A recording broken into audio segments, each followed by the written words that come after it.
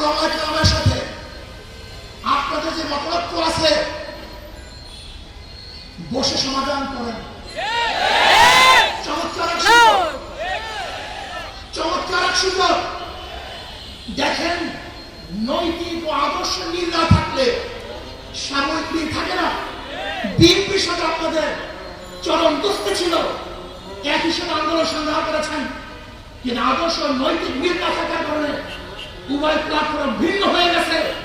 আমরা চাই না অনৈতিক কোন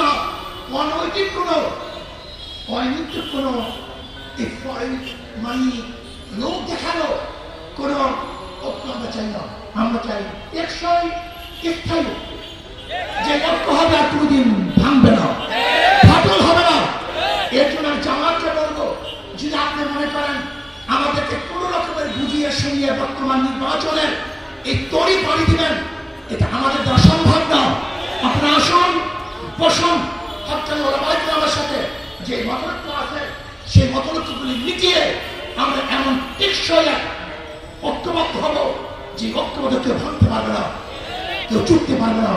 ইনশাআল্লাহ আগামী রাষ্ট্র হবে ইসলামের রাষ্ট্র।